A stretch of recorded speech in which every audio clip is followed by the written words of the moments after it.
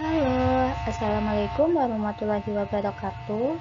Perkenalkan, nama saya Ernawati Dian Ayu Puspitasari, NIM 2103501269 dari Prodi S1 Akuntansi, Universitas Teknologi Muhammadiyah Jakarta. Di sini saya akan mempresentasikan proposal skripsi saya yang berjudul Pengaruh Good Corporate Governance, Struktur Organisasi, Green Accounting, dan Dukungan Manajemen terhadap Kualitas Pelaporan Keuangan pada PT Aneka Tambang Tbk periode 2020 sampai 2022. Latar belakang Antam didirikan sebagai badan usaha milik negara pada tahun 1968 melalui merger beberapa perusahaan pertambangan nasional yang memproduksi komoditas mineral. Untuk mendukung pendanaan proyek ekspansi ferronikel pada tahun 1997, Antam menawarkan 35% sahamnya ke publik dan mencatatkannya di Bursa Efek Indonesia. Tujuan perusahaan saat ini berfokus pada peningkatan nilai pemegang saham. Hal ini dilakukan melalui penurunan biaya seiring usaha bertumbuh guna menciptakan keuntungan yang berkelanjutan. Strategi perusahaan adalah berfokus pada komoditas inti nikel, emas, dan bauksit melalui peningkatan output produksi untuk meningkatkan pendapatan serta menurunkan biaya per unit. Antam berencana untuk mempertahankan pertumbuhan melalui proyek ekspansi terpercaya, aliansi strategis, peningkatan kualitas cadangan, serta peningkatan nilai melalui pengembangan bisnis hilir. Antam juga akan mempertahankan kekuatan finansial perusahaan. Tahun 2020 memiliki tantangan tersendiri bagi Antam.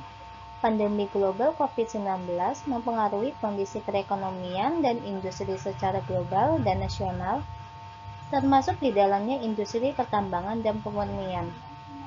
Menghadapi tantangan tersebut, Antam mengimplementasikan langkah-langkah strategis dengan mengedepankan penerapan protokol kesehatan yang tepat dan konsisten guna mendukung berkelanjutan bisnis inti serta memperkuat struktur keuangan perusahaan sejalan dengan komitmen Antam untuk senantiasa bertumbuh dan memberikan nilai yang positif kepada para pemegang saham dan pemangku kepentingan.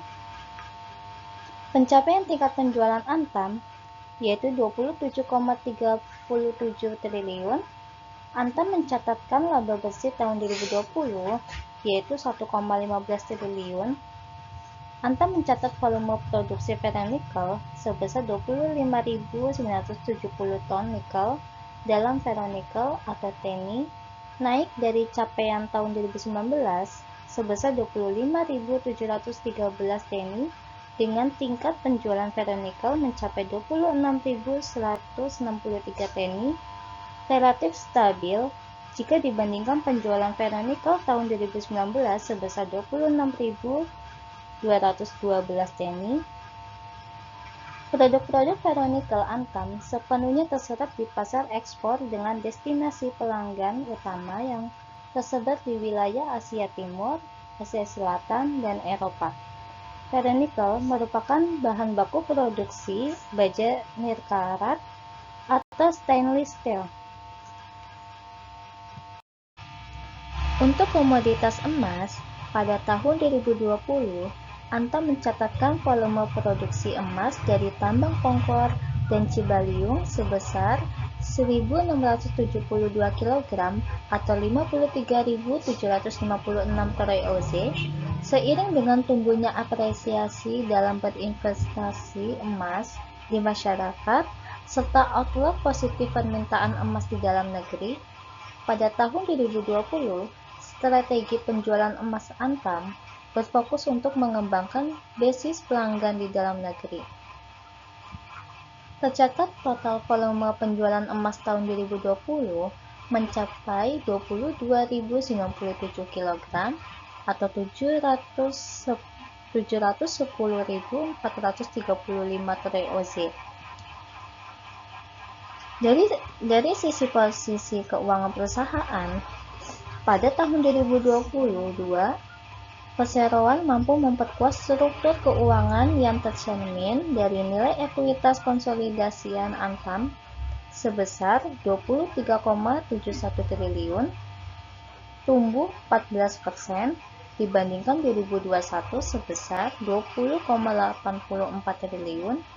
Namun, sepanjang periode tahun 2022, total liabilitas Antam tercatat sebesar 9,93 triliun, turun 18% secara tahunan dari tahun 2021 sebesar 12,8 triliun.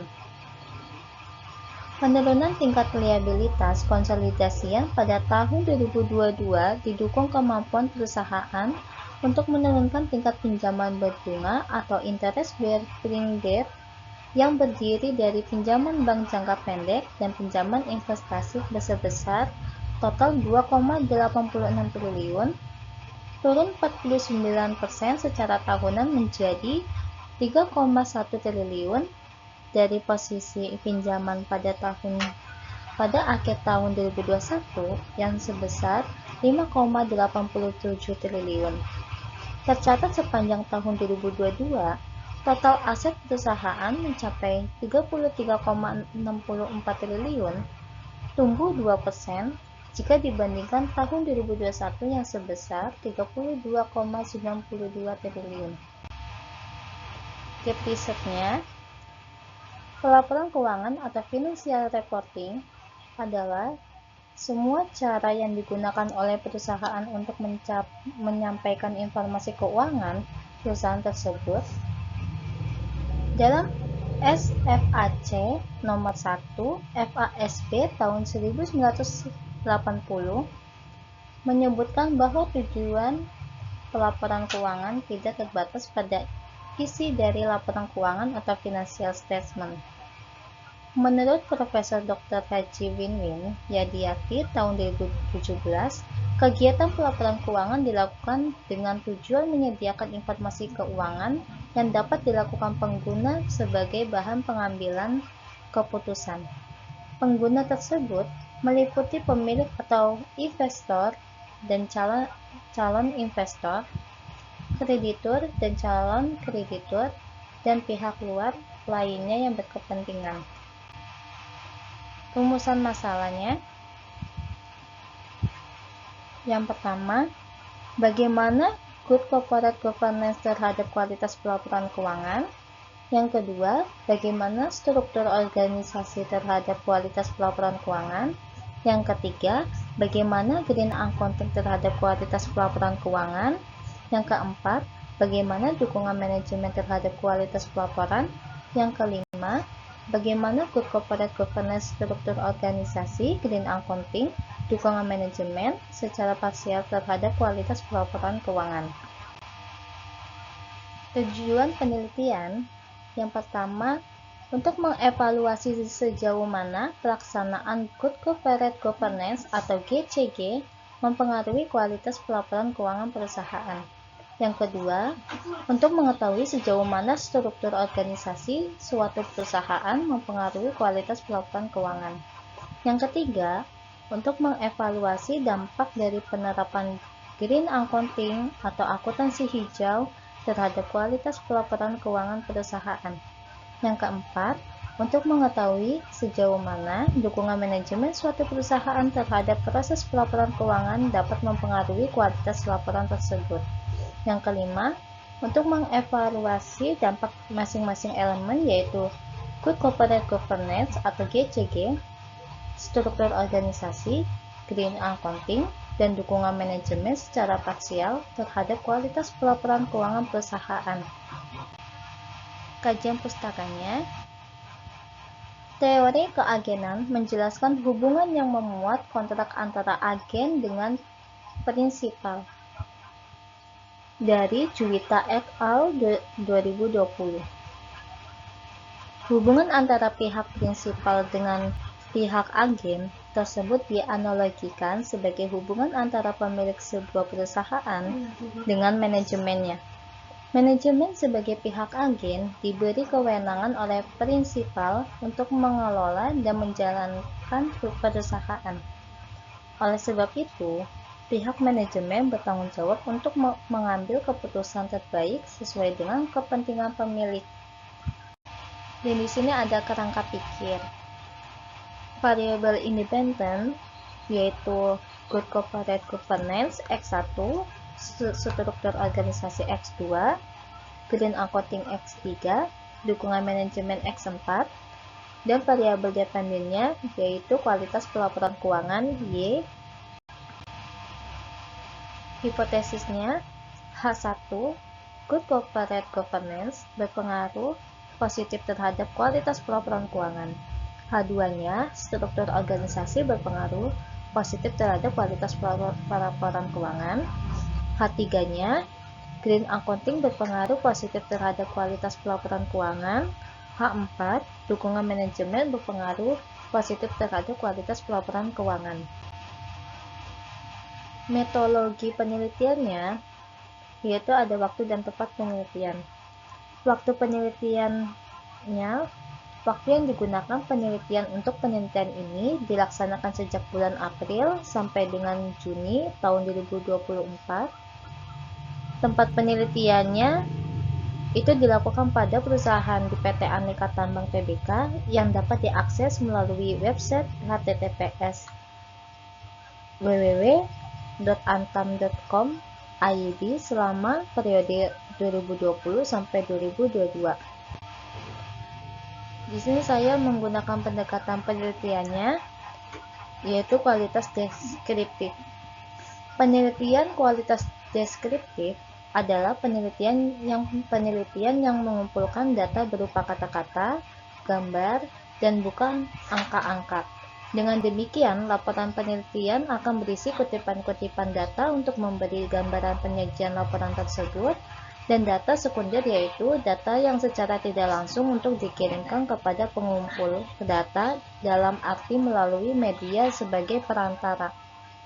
Latar penelitiannya itu berlokasi atau tempat di mana penelitian akan dilakukan. Penelitian ini berlokasi di Gedung Aneka Tambang Tower A, Jalan Legend, TB Simatupang 1, Tanjung Barat, Jakarta. Metode pengumpulan data. Teknik pengumpulan data dalam penelitian ini adalah dengan dua cara yaitu pengamatan atau observasi dan dokumentasi dari laporan keuangan. Yang pertama, pengamatan atau observasi. Observasi merupakan suatu teknik atau cara pengumpulan data secara sistematis terhadap objek penelitian baik secara langsung maupun tidak langsung. Observasi yang dilakukan penulis di PT Aneka Tambang Tbk.